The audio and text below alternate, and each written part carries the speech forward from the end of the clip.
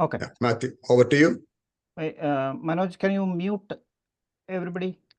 Yeah, let me just. Maybe except you and me Yeah, and Ashwini. I think everybody's on. Some of the students I see that their audio is not on, but yeah. Okay, let me just mute. Okay, should be fine. Go ahead. I'm starting. Okay. So good morning. My name is Matthew Roy, and I want to actually, tell you a few things about this, what I call as technique called the deep learning. I'm not actually a presenter per se. I don't normally, I work at a computer. I don't actually present all the time. So I might actually, initially it will be actually a little time before I actually get accustomed to this, but we'll get going. I'm very confident that even if I am not a good presenter, there's actually things in this presentation and in this topic that I can kind of inspire you into studying more into this exciting time in our life. I'm actually very glad to actually be living at this time, because I think in my mind we are actually um, getting into a point of explosion of growth, explosion of new ideas and techniques and all that. So that being said, I wanted to actually present on this topic for a long time, but it's a broad and evolving subject, right? So I didn't know actually how to present a dry subject like this to a broad audience, people who are I hope everybody has some kind of an engineering background or programming background, a little bit of programming. At least people are familiar with the technology. So I mean, so then what I will actually, I think there is one thing which I actually, after this whole training is whole not training actually whole session is over, there is actually one point where I will actually tell you, like, this is really what I want you to learn, the minimum thing that I want you to learn from this, and that I think you can actually take away and use to broaden your career. Okay. So self-driving car, FSD, Tesla's, they call it full self-driving system. Full is actually a little too much, because it is not actually a full self-driving system. It needs actually a human to be there in the car, and it is. If you have actually some of these, you probably have driven this. It's actually very amazing where they have gone with that technology, but you still actually need somebody to be there. There are situations where you may have to take control, but so I'll just call the full self-driving system as FSD. So just keep that acronym in mind. I try not to use any acronyms. So FSD is actually one I'll try not to use. I would like to actually use that FSD name because otherwise I'll be like talking about that for a long time. Okay, so full self-driving system is that I actually just selected as a way to actually inspire you further, because deep learning and machine learning and artificial intelligence, all these things, like if we actually, especially if we go to the next slide, I've actually written here. So there is this broader topic called artificial intelligence. I don't want to actually define it. That's not important actually. But you guys pretty much know what is artificial intelligence. It's using computer to do certain things which people were only people could do earlier. It's not just writing a program. Writing a program is not actually artificial intelligence. It is little more than that. Then I think recently, about 10 years back, we actually started talking about this thing called machine learning. Very similar to artificial intelligence, but it's actually a sub area. And then deep learning is actually an area where this was around for a long time. It was actually, when I studied at college and when I did my project, this actually was my project. It was called neural networks, artificial neural networks, the deep learning.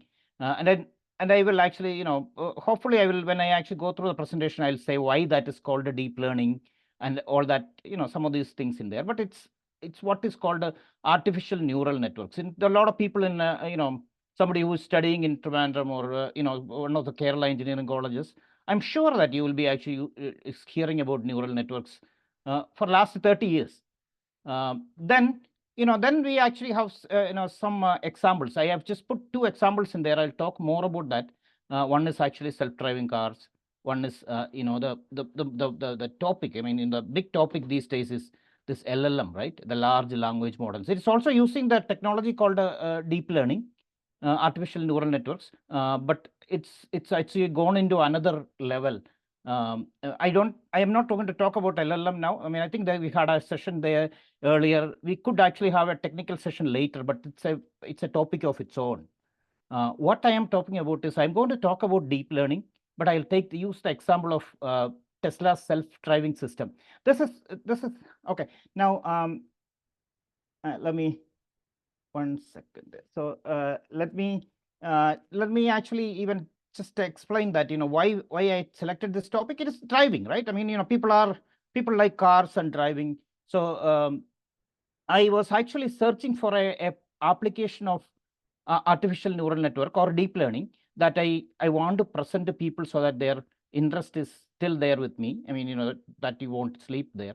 That's why I actually selected the self-driving system. And this actually became a lot bigger last 2 months when Tesla, actually Elon Musk, Elon Musk is controversial, but he is actually somebody who has delivered certain things, where people actually thought was never actually possible. So I still actually am actually a huge fan of Elon Musk, not actually a fanboy, but I still actually would like the way he thinks.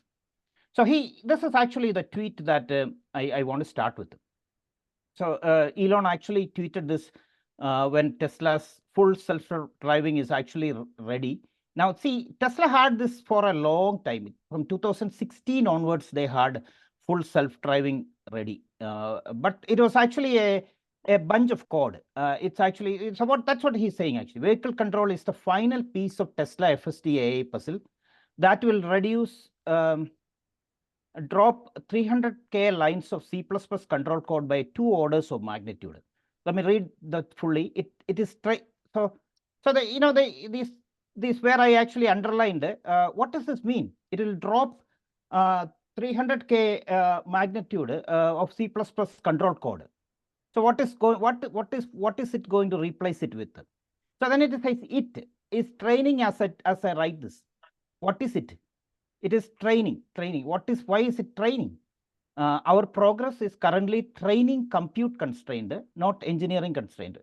I don't know. Again, with a broad background, I am not sure whether you understand this or not. I'm just assuming that you don't understand, because I didn't understand initially when I saw this tweet what it is about. So if you look at that, first, let's this will drop 300K lines of C++ control code by 2 orders of magnitude. Now, see, that immediately tells me that, I'm actually a programmer in heart.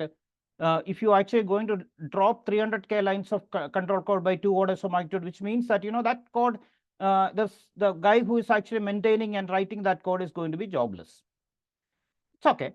And then when I actually, second line, our progress is currently training compute constraint, not engineer constraint. That what Elon says there is that, he doesn't need engineers anymore.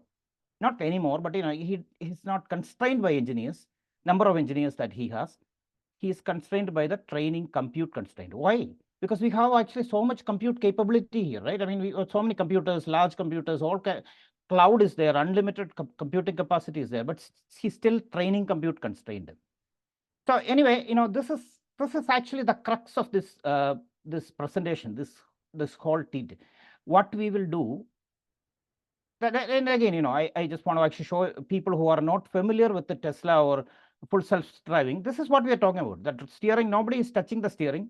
Actually, nobody is touching the steering. Trust me. So this car has to navigate this. It's actually not that bad compared to some of the traffic in India, but in the US situation, this is, if you look forward, it's a very narrow road. There are actually vehicles past both sides, and this guy has to actually navigate without a driver through this interchange. And you cannot see, but there are actually, you can see there is actually lights also in here. So you have to actually wait for the lights. You have to wait for all the pedestrians. You have to still actually navigate through that. This is possible. This is very easily possible right now. With many, not only Tesla, actually, there are actually a lot of vendors who are actually doing this right now. But Tesla's system is actually unique. and it actually uses a very very niche system to actually do that. So we'll talk about that further. So in all that being said, this is my agenda. I am going to actually talk a little bit about self-driving cars. What has been attended? These people are attempting to do self-driving cars for a long time, and they have tried many possibilities. That's how humans develop, right? They actually tinker around things. Some things work, some things don't work. Then they actually, you go forward, you abandon that, then you actually put it has a lot of smart people in the world are actually even now working on actually solving this problem of self-driving cars. Okay, so we'll talk about the sort of history of that thing. Then I think I kind of take a little deviation here, which is I thought is actually interesting, because we want to actually talk about traditional computing versus deep learning systems. This is what I want you to actually learn from this. I mean, I don't really care if you don't learn anything from Tesla FSD or all these words that I use, like deep learning, self-driving, all that is. I just want you to learn this traditional computing versus deep learning system. This I think is very important to you, because even if you are if you are not in the computers, I mean, you will be, you will have to actually deal with these deep learning systems. You will have to actually, earlier you will probably tell a programmer to write a program to solve a thing. You have to actually change that mindset, and you have to rely on deep learning systems, and you may have to develop deep learning systems and actually take inferences. Remember that word. The word is called inference. Inference is nothing but answer. So you actually ask a question to ChatGPT, it will give you an answer. That's you can probably consider that as an inference. So the learning system, you actually so this difference, traditional computing versus deep learning systems, that difference is what I actually want you to really take away from this session. Then I have actually a little demo on how to distinguish between a cat and a dog, given a bunch of images. I think this, I don't know, actually this is actually a very interesting demo, but I don't know how much people are going to take from there. We will actually go through that demo still, because it's important. It's everything. It's kind of symbolic of everything that I'm talking about in full self-service driving. When you actually drive through a interchange, you actually see a stop sign, right?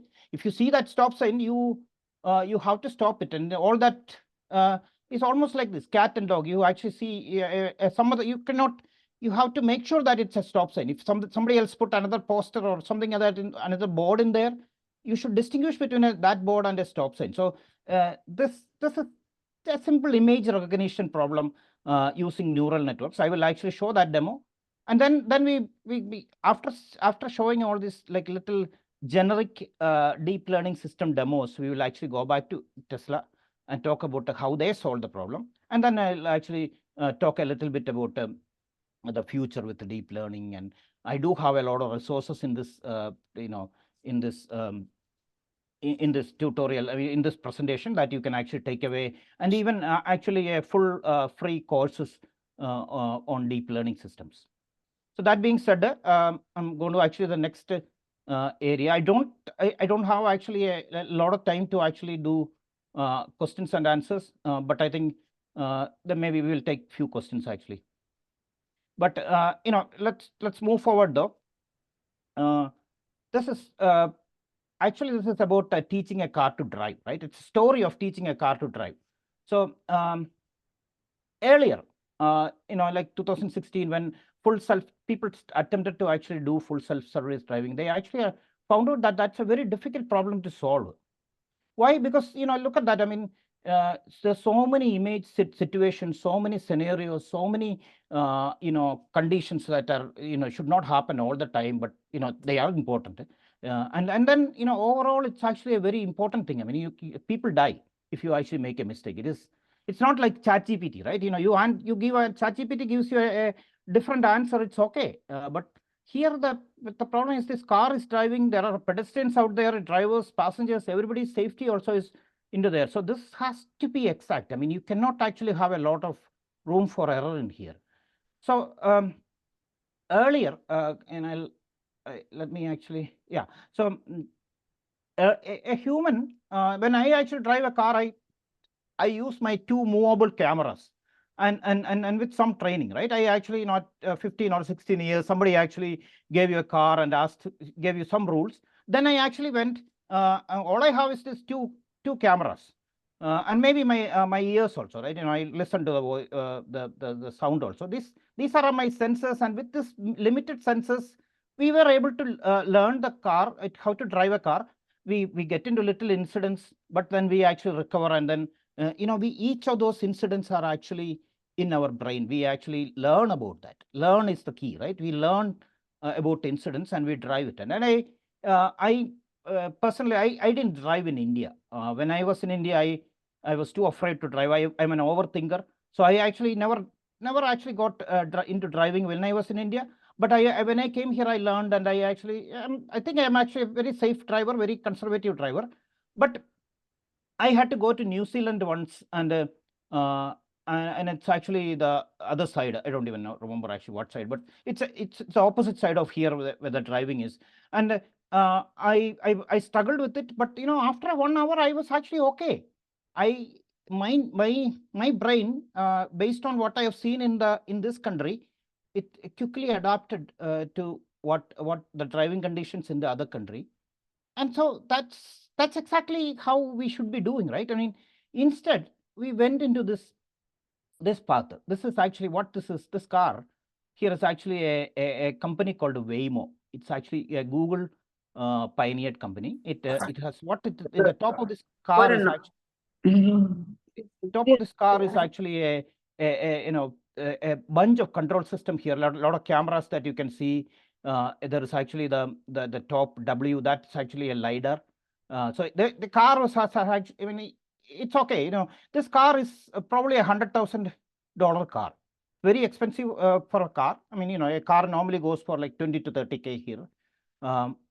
So this is actually a very expensive car. It is actually the first full self-driving car in the US. This car is actually, they are actually doing delivery in this car in San Francisco and LA, and they are actually, even now, they are expanding to other areas. But the only problem is this becomes very expensive because of the expensive control systems out there. This LiDAR itself is actually very expensive. Every control system here is actually expensive. Now, let's Elon and company, initially when they actually tried, they actually went this way. And then, every situation has to be coded. You have to write a program, a C++ program, to account for every situation. For example, when the car actually, when you see a stop sign, you have to write everything there. If you have written programs, it becomes actually very difficult to write and account for every scenario out there.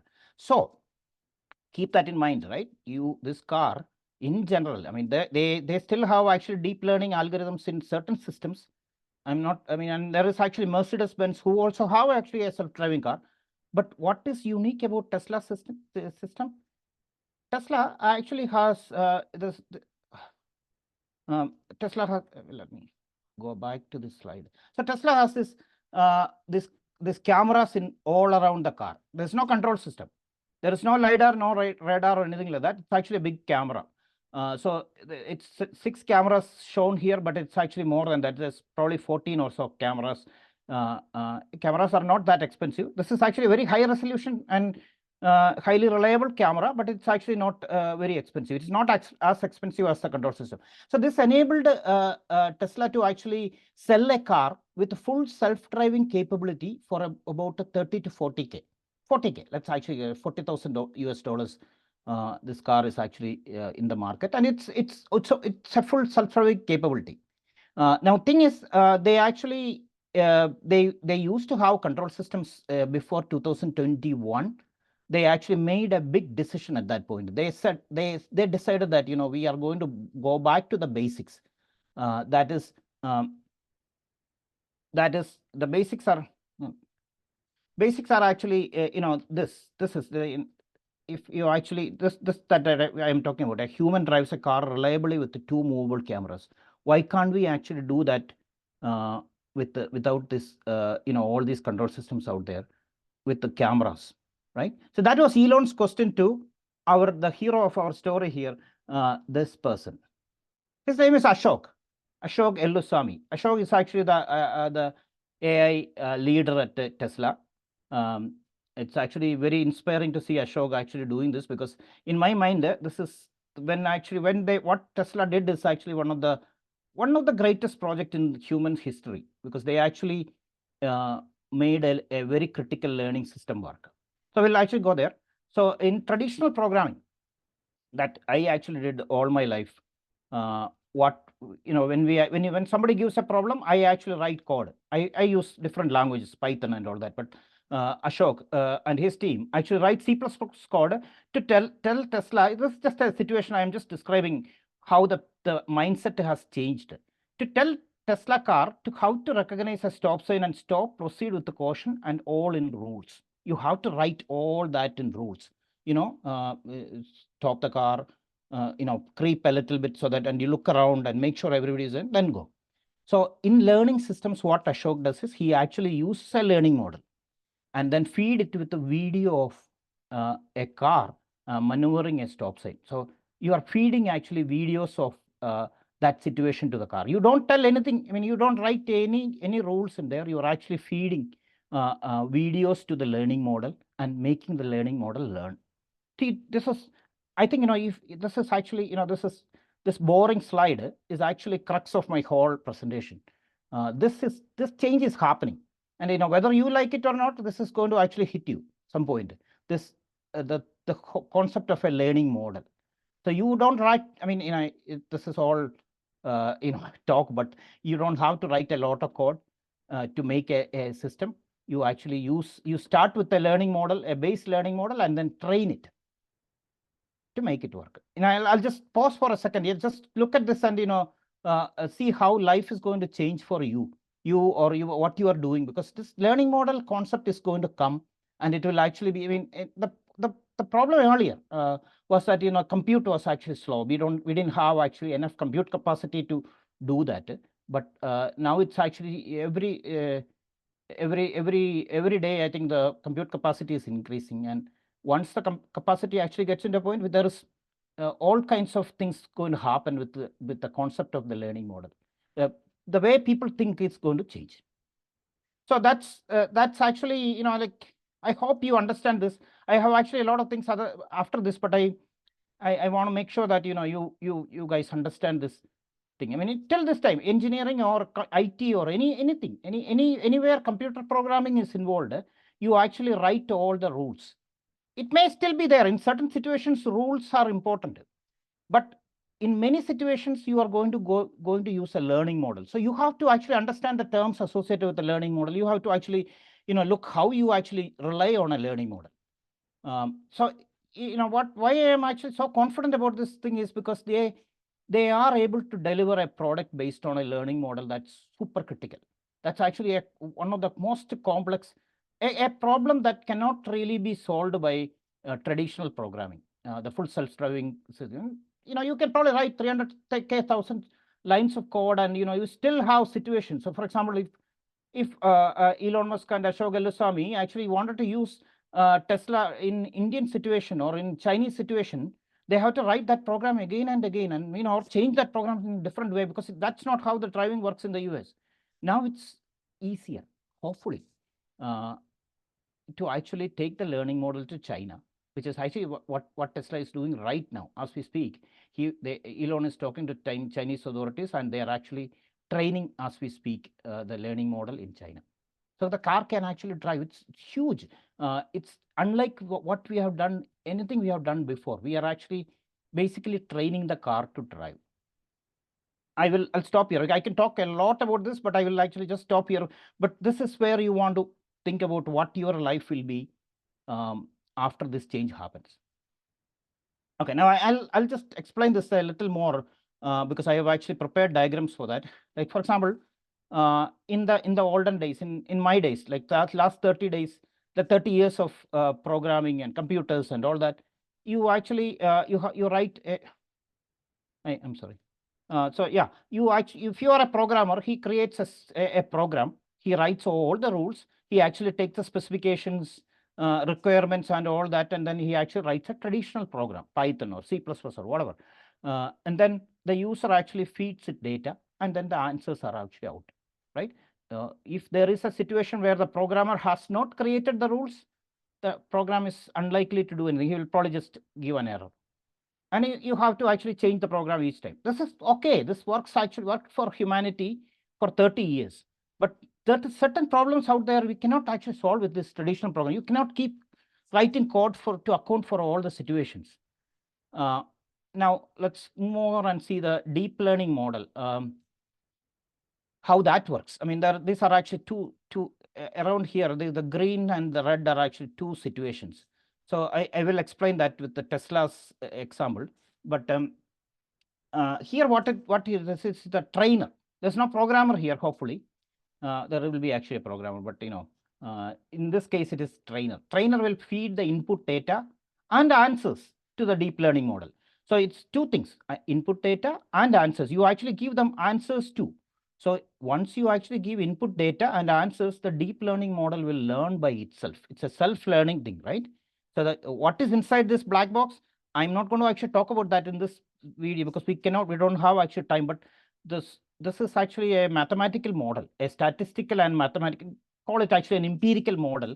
That there's a lot of 30-40 years of research has actually gone into developing this model. But we have models out there which can learn now. So this input data is fed, answers are fed into that. This training process will take time and computing resources. That's why we actually need computing capability. We'll talk about that in a little bit when I show the demo. Now, once this model is well trained or trained to your satisfaction, then you take this trained deep learning model, trained instance of the deep learning model, and then you actually ask its questions and feed data and get answers, feed data and get answers. You don't have actually a programmer or somebody who is creating rules in here. Rules are learned, right? So anyway, I will actually just say the example of Tesla full self-driving actually here. There, what do they in their California headquarters, they are actually what they feed the deep learning model Tesla is videos, millions of hours of high resolution Tesla driving videos of situations, and then they actually feed it with that. There are answers. Answers are actually, this is somewhat. It doesn't really have answers, but the car's goal always is to actually safely get away from the situation. So in the data itself, there are actually the answers. Like when you feed the data to that, when it's probably a very experienced Uber driver that's actually driving the car, and then that situation, when you actually feed that video, the learning model actually get the answers about what you do also. When that training is complete, this actually took about 3-4 months of running through a pretty large computing infrastructure to make this happen. And I think somewhere Elon is actually, most of the things that I talk about Tesla here are actually in public domain. So he is actually talking about, they are actually about million plus iterations of epochs is what they call it. The times they actually train that. The same video has to be gone through this deep learning model millions of times before they can actually, it becomes converged. It becomes actually trained in a mathematical way. There is actually ways when you train, there are ways in which you can assess how learned the system is, right? How effective the system is, how accurate the system is. So you can even say ChatGPT is actually an example. ChatGPT also has gone through something like a training like this, and then once it is actually trained, that's when they released it. So they actually go through the GPT-2, GPT-3, and GPT-4 and 5 various versions now. I mean, GPT-5, I think they even say it's almost it may even have human consciousness into that. So that kind of level of high capacity training is what these systems go through. So these two slides, I will just show you this. This is actually the traditional programming that even now in colleges they teach actually to do this thing. It will take a while, but it's going to change quickly to actually using a deep learning model, especially in engineering fields. I was actually talking to somebody here that Ashwati, who was actually doing the tunneling. She's in the tunneling space, and I was just wondering, is tunneling? Is there an application of deep learning in tunneling? And I went and Google searched it, and sure enough, it's not in the US, because we are not actually building tunnels anymore. But in China, they are actually building a lot of tunnels, and somebody has actually published a paper on applying deep learning in tunneling. So I guarantee you that people are actually using deep learning models in every field in engineering, and actually every field of human kind. But for our engineering, for our usage, let's stick to the engineering field. Okay, now this is actually the demo. I think this demo is going to be actually a little unpopular, because some people might actually understand this. Some people it might be boring, but it won't take a lot of time. This is where I started with. I didn't have this full self-service driving and all that thing in there. All I had was actually a little demo program who actually does who can distinguish between a cat and a dog. You have actually you pass it a picture of a cat or a dog. It will actually tell you if it is cat or dog. And I'm not going to actually go that much into programming there. How much time we have? We have 10:05. Okay. So it is we have time, but I'm not going so much into the programming. So if you can actually, if you don't get bored, stick around to actually see that. So cat and dog. I mean, if you are actually a programmer, it's very difficult to actually write a program to distinguish between a cat and dog. Tell me if it is not, but it's actually very difficult, because cat and dog can actually come in different forms, many forms. And when you actually pass, sometimes even humans, as we have actually difficulty. Some of these smaller dogs, if you actually see that, you might actually think it is a cat. But all that, it's actually write a program, write a traditional program. I call it as a traditional Python or C++ code to write to distinguish between a cat and dog is actually a little difficult, because you have to account for so many scenarios, and you still will have some corner cases, edge cases, where the program will say it is not the case. Now, come to a deep learning based system. What you do is not actually write a program with rules in there. You actually get a huge data set of images of cats and dogs, train the model, and once it is ready for prime time, you actually feed it what you want. I mean, a cat's picture, and then it will actually say that it is a cat. It's a very simple example, but it actually needs it still needs actually a lot of computing capacity to actually make it work. So what this shows here is actually a very basic artificial neural network. It's what they are actually trying to do is simulate the neural network, neurons in your brain. And this is actually 2 layers, right? Input, hidden layers, and output. So you actually train it first with a large data set of dogs and cats, and then you actually, once the system is trained, you actually ask it for output. That's how this system works. So let me see if I can actually show you this. I have actually this. So sequence of model training. This is another thing. Now, if you are actually with me so far, right? I mean, I talked about a little bit about the full self-driving. I talked about deep learning systems and traditional programming. So traditional programming, and then so then the other thing that I want you to actually take home and understand or keep in your mind is sequence of model training. You build the model. You select a model. Models. There are so many models out there. I'll show you actually. There are actually the number of models that are in the market is evolving every day, and it's reaching a point where you don't even know actually what to select. But there are models out there. You could build a model. For example, when I don't think you have to build a model much any longer. People are actually making that selection. You have enough models to select from.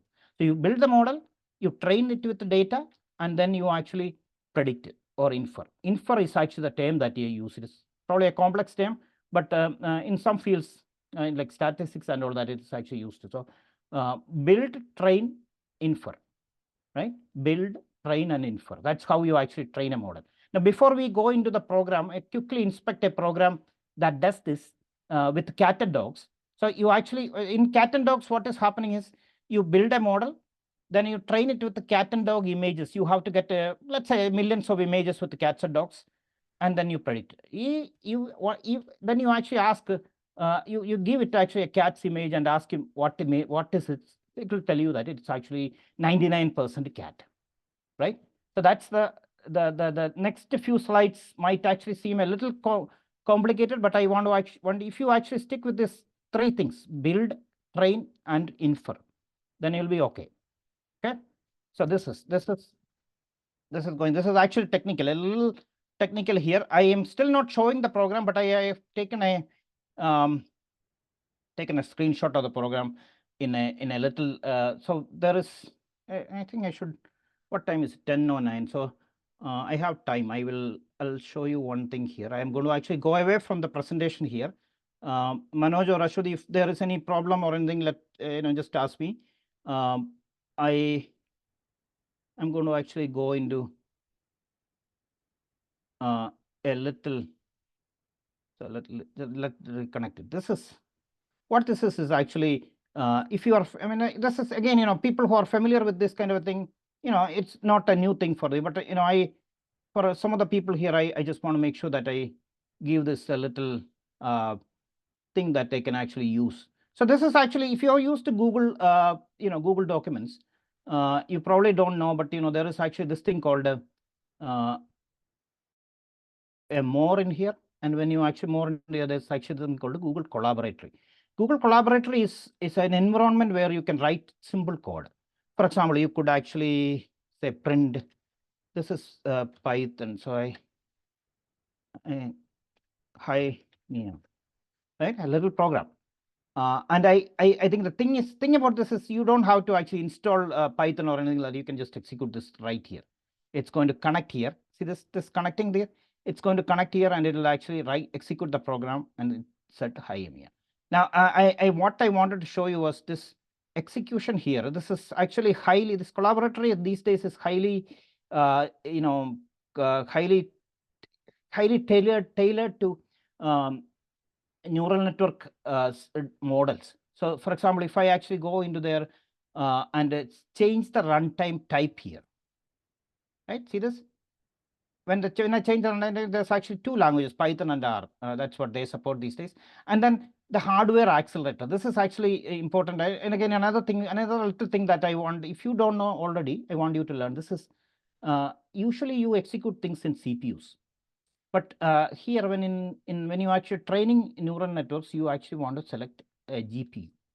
GPU is a name. I'm sure that you have heard this, and there are other GPUs, other type of GPUs out there. Google is actually experimenting a lot with those kind of things. This is actually called a TPU. It's another thing called tensor processing unit. So graphic processing unit and tensor processing unit. These are actually the other type of hardware accelerators that are available in here. And why are these used? I mean, why not use actually an AMD or Intel system to actually run this code? Because you have a specialized computing, right? The way the new artificial neural networking works. I mean, I'm not going to explain a lot here. What I am trying to say is it's all about matrix multiplication, matrices. You probably learned matrices in there. I know it's linear algebra. You should check it up. So for example, if an image has to be represented in computer, it has to be a matrix. The name of the matrix, it's also called a tensor. Tensor is actually the name of the structure that in computers that they use to represent multi-dimensional matrices. So again, I don't mean to actually complicate a lot because the audience is very broad. What we are talking about is representing an image or a video. A video is actually nothing but images, right?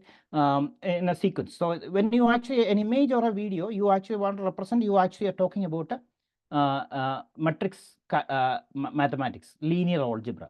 So in that matrix multiplication and all that, you actually use these things. These GPUs are actually more faster than the CPUs. This is why, and again, totally I know that I'm actually going away from Tesla, full self-serving and deep learning and all that, but you should understand this concept of GPU, right? I mean, why GPUs are used instead of CPU? CPUs are actually like, instead of Intel or AMD, people are actually buying NVIDIA stock these days, right? Why? Because this thing is actually the hottest animal in the in the world right now. NVIDIA H100 Tensor Core GPU. This thing cost about 300K, and it's actually in short supply. You have to actually beg NVIDIA to get it. So Elon had to actually get about 10,000 of this H100 Tensor Core GPUs to make his magic happen. Anyway, so this is actually too many things in there. First of all, there is this is Google Collaboratory where you can run a little program, and we talked about the GPUs and why GPUs are important because of matrix multiplication. Most of the calculations are in deep learning and image and video and speech and all that. They are all actually converted into multi-dimensional matrices, and then that's how their computer actually understands these things. So when I say that I need to feed images to a program, I am talking about this. I'm actually converting the images into a matrix and feed it into and multiple images. All images are actually converted into matrices and then fed it into the computer. I'll because I think we have time. I'll show you this. This is now this is what? Where is my? Okay, so little program. Okay, so this is actually a little program. I just want to show you that this is actually an image, right? This image, if you actually go and put this image in here.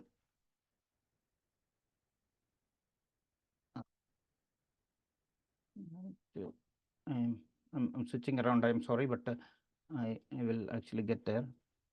So this image, it's just a image of a waterfall. Hopefully that comes up, that image. Okay, so it's Icelandic waterfall actually. So if you go in here in my program, all I am doing is I read this image from the internet. I open the image and then I transform the image to a tensor. Pill to tensor, that function is actually, I'm making a tensor. I told you, tensor is actually a matrix, a computer representation of a matrix. So when I run this, I don't know whether this is connected. It should be. Okay, because it is, I'm not sure actually if it is connected or not. I'm going to actually run this again. So it's connecting and it's running this libraries and all that. Then if I actually run this code, when I actually click on this, it's running that hello world. So when I actually run this part, it shows the tensor that we created. This is actually the representation of that image. So all I am, I mean, there's a lot of things in here, but I think all I am actually telling is this is the computer representation of the image. Every video, every speech has actually computer representations. This is actually a matrix. Right, this matrix, this kind of matrices, large scale matrices. Think about this. This is just a little image, and this shows that there is actually other data here that they haven't actually shown here. It's a big matrix. So that matrix has to be gone through. So this is where I think the GPU becomes important because they can actually do this matrix manipulations easily. Now come back. So come back to our slide. Slideshow. Okay. So just coming back to where we were. So we build a model. Remember, we build a model, train the model, and infer. Right? Build the model is actually to select a model. You actually, this is where what you're doing. You are actually populating a lot of parameters and you select the runtime where the model is acting on, and then you build the model. So build the model is here. Now, if you go to the next slide, it is train the model. Now, train the model, what you actually do is you actually get a large data set of, this is actually this train DS here is, can I annotate here? Anyway, I think, this, if where I actually pointed at the, the red selection, there is actually this training data set. That's the portion where I feed into that. I run this like 5 times here. So what I'm doing is I selected the model. I'm actually giving it a large number of pictures of cats and dogs. I train it 5 times. If the epoch is actually how many times you actually run it through that, and with each each epoch, the errors are actually reduced. And at the end, we will have actually a 78% accurate. The accurateness of the accuracy of the model is actually 78%. If we actually run it more times, we will actually get 90% of validation. If it runs a certain number, I mean like 25 epochs or something like that, it will get a 90% accuracy. So we build the model, we train the model. Now I think the next step is actually to give it a cat's image and ask it what it is. So that's the step. So you actually select an image, pet images, cats, whatever that image is, convert it into a tensor, and then you ask the model to predict it. The model is already trained. It's supposed to be mathematically. We know that that model is 90, like 60. 70% or 90% accurate, then you actually pass this image and it will tell that this image is 90% cat and 0.09% dog. Of course, our neural network, our brain is smarter than that, and we know that this is 100% cat. But it's for a machine, that's not a bad thing. So that's how I think all this I'm sure that I've lost a lot of people at that point, but this 3 slides. All I am saying is that this is how model works. You build a model, you train a model, you run the inference with the new data. Now there are two, 3 things from here.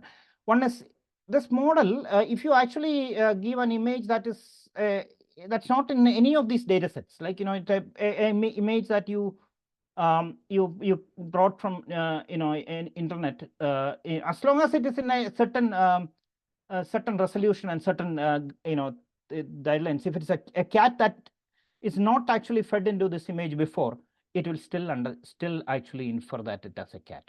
That's the smartness of the algorithm, the learning algorithm there. Now another thing I will actually ask you, just to make you think. If I instead of dogs and cats, if I actually use elephant and rhinoceroses and elephants, and for this model to work, only thing I have to do is I have to train it using the images of rhinoceroses and elephants, not cats and dogs, right? If I actually this training set actually tells it it's a cat or a dog. That's how remember we actually feed it the answer also. So if I actually feed rhinoceros and elephants, the model, all this code, all this complicated looking code can remain the same with that model, with that rhinoceros and elephant problem also. It doesn't matter actually it's a cat or no. So coming back to a Tesla example, if you actually take the stop sign in America and train a car, and the car will stop at the stop sign and will go through certain things. The same thing can actually happen in China, and I don't even know whether they have actually stop signs. But if there is a stop sign in China, that stop sign is either symbolic or there's probably a stop written in Chinese there. The model will actually adapt it. You don't have to write a single code actually to do that, to that change in there. You train the model with that, and then the model will learn it. That actually, if by this time, if you actually understood that, the simplicity of that, that's what you want to actually understand. Moving forward. In fact, rest of your life starts now onwards. You actually think about models and how you can actually use model to solve a problem rather than it's me actually. I used to think about rules. If I actually have a problem, I want to actually think about the rules to solve the problem. But no, in the future, you actually think about what model you can use and how you train the model to get answers. I'll just take it. So you see, so that's very much actually about deep learning. I think I talked a lot about deep learning. It's about 10:23. I'm going to actually quickly go through the rest of the demo because I think we finished at 10:30 and maybe a little more. So what I show here is actually a model garden, Google's model garden. So if you actually look at all these areas, language, vision, tabular, document, speech, video, multimodal, they have actually models available there. This is Google's own thing actually. You can take this model and use it. You have to pay money. You have to understand how to use it. They may even give you sample programs to use it, but you can actually use these models. The model gardens and model zoos and all those models are going to be available to you. So when I was checking this model garden earlier, I was actually seeing that for a hospital, We'll go there actually later. But the point is, there's model gardens out there. Now, coming back to Tesla's full self-driving, I think, by this time you understood that what has happened in Tesla is that they realized that, they cannot actually solve the problem by writing code after code after code. They actually they implemented a full end-to-end deep learning system on driver videos, and after many iterations, the car is actually a learned driver. So basically, it's almost like you are actually teaching your kid to drive. And the car actually is, you go to scenarios, and by that, after many iterations of that thing, car will actually learn to drive. So just a few questions. These questions does not have answers. I'm just trying to, gauge interest and, make you think. If a particular maneuvering needs to be optimized in Tesla full self-driving, how does that actually get done? Do we write a program? Do we change the program? Earlier, that's what we used to do. If something doesn't work, you have to actually change the program. Here, I think, your answer, I hope, will be like, you don't actually, you go there and train the model with a new video. You actually find or create videos where that particular maneuvering is done in the most optimized, most comfortable way. You use that video to train the model. That's all. I mean, that's all is actually, it takes actually, it has its own complexities, but that's what it is. The limitations, I'm not even going to answer this. Can cameras detect what I cannot see? Sometimes, a human driver is not able to detect certain things, right? What about rain, snow, and fog? And how do you actually see? So then, how about the four-way stop sign? All this, four-way stop sign, how does a camera actually knows that there's so many things when happen in a four-way stop sign, right? You are actually looking at all the four cars out there, behavior of the, intent of the driver and many other things. How does that, a full self-drive do that? Think about that. I'm going to actually stop at the full self-driving thing. I will just talk a little, fun stuff going forward. But I think, I think you should actually think about that. You should actually ask if you have a friend who is a full Tesla, which has a full self-driving. It's actually a subscription. So if although we actually, they used to give, for last 1 month, they had actually a free trial, and that's why so many people are actually into that. But you should try actually and drive a car with the full self-driving. It is coming. So this is actually a fun step. Ashok Ellaswamy, I introduced Ashok earlier. Ashok is actually the one, he's actually the face of Tesla's full self-driving. It has been my secret ambition to make Tesla FSD so good that it works as well as a local driver even in India, which will then prove unequivocally that we have achieved AGI. AGI is artificial general intelligence. Check that time. Actually, that's actually how you make human intelligence. So what Ashok is trying to do, I mean, if I actually take it seriously, he's trying to actually make Tesla full service self-driving work in India. I mean, that's actually very complex. I think, I don't know whether it will work or not, but I'm very excited about this technology. But making this work in India, you have to train it through many situations. I don't know. I mean, yeah, but again, that's, I am old. These people, the Ashok and other people, they have the world, and maybe they will get it working in India. They are trying in China right now. And now I will just talk about the applications of full deep learning, not full self-driving. Now that Tesla has actually kind of proved that this thing actually can work in a very complex and critical situation, I think things are actually going to change a lot soon. ChatGPT, it's the ChatGPT moment of engineering. ChatGPT is, it answers the questions. It's very good. Actually, it's an amazing thing, but it just answers things. Now, when it actually worked with the full self-driving fully, that means that things are going to change very fast. Detecting medical conditions in imaging, right? CT scan, MRI, ultrasound, X-ray, all those things. People are actually doing it right now. You should be able to actually take your X-ray and go to a model and ask it what is the, and it is eventually it will be more accurate than your radiotherapist or something like that. See how things are going to change in that particular line of work. Then generative AI and transformer network. See, again, I'm not going to talk a lot about this, but this generative AI, which is actually LLMs and ChatGPTs and all that, you see that, so many other people are actually making this happen. And there's actually a new thing in there. In the artificial intelligence network, artificial neural networks itself, there's a new type of network called the transformer networks. And this is, the implication is enormous, the way they have done it. And you could use this in other situations also. This word is important, transformer networks. Then detects manufacturing processes, defects, fraud detection in financial institutions. There's actually this slide, a link in there. You can actually learn all about other applications and even in there. I have to, the future. Now, this is, I'm going to actually conclude in like few minutes here, but Pradesh is here, right? So Pradesh actually asked me a question earlier, long back, layered neural networks. So, I showed actually this neural network earlier. And okay, this is actually one of the last slides in here, right? So this picture here, yeah. So this is actually a layered neural network. I mean, I don't know how, I really don't know how actually Tesla's internal neural network works. But this is actually the complexity that can actually keep on adding. You can actually add layers and layers of networks. And it doesn't require, I mean, it needs computing capacity. Like Elon said, you are compute constrained, but you can keep adding in there. Where does it stop? I mean, what can actually happen? Because I think, we are actually at the cusp of something huge. Like you never realize when you are actually in something like that. This is my last slide. I conclude here. I mean, this is, if you are not familiar with this is actually a picture that comes with something called a Cambrian explosion. Cambrian explosion is actually something that happened maybe like billions of years ago.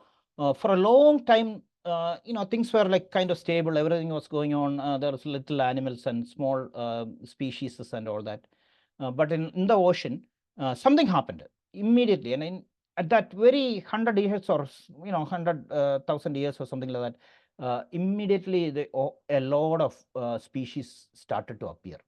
Not out of anywhere. It's actually everything was aligned well for that to happen, and that's that situation. That is the situation. That's the event that actually created all these mammals and all these different kind of diverse species out there that we see today. Most of the species are died out, but you had actually so many different species out there quickly.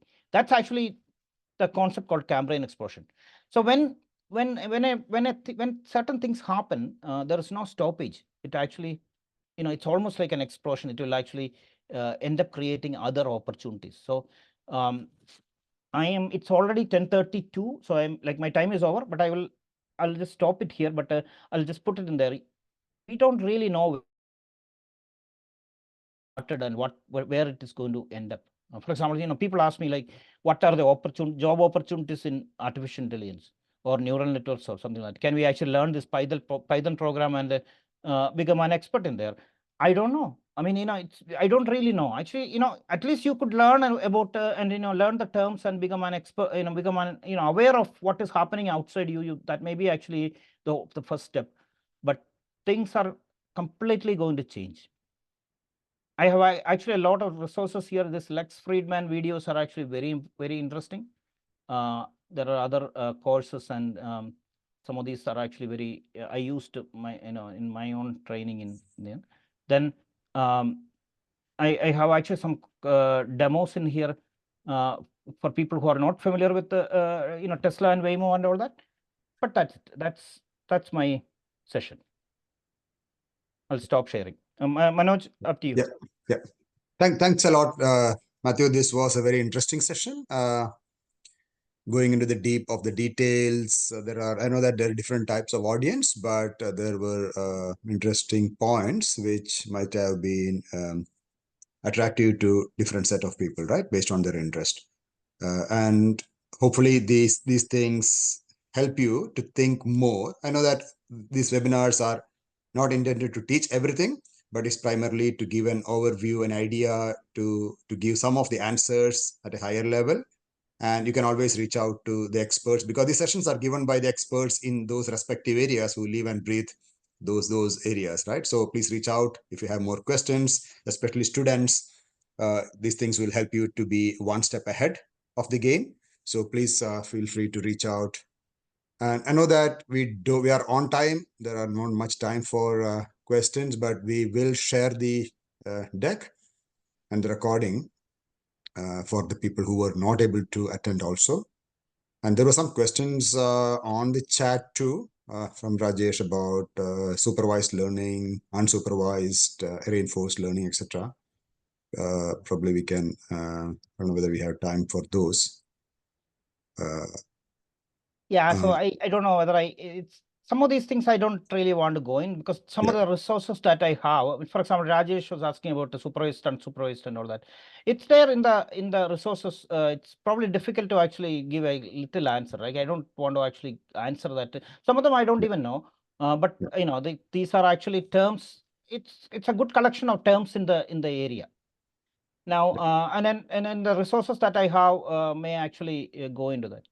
So I should be asking about curious about the safety of FSD. I'm guessing that at some point, Warren, I don't know.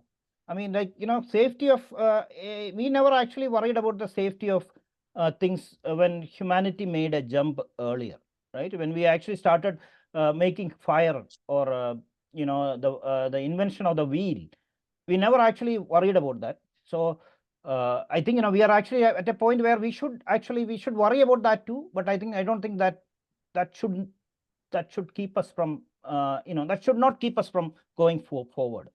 So that's possible. Can you please share the links? I think Rajesh Gopinath Kumar's questions. I don't. Yeah, absolute safety in FSC systems is a formidable challenge due to the limits of validation accuracy. Yeah, and probably good question. We can probably talk about offline, because I don't think I can answer those kind of questions actually here. The rest are actually primarily thank you and you know, upload the videos and links. I think we'll get it uploaded. That's it. Thank you very much, Matthew. Thank you all for attending on a weekend. Appreciate the time and hope to see you in the next session then. I'll stop the recording.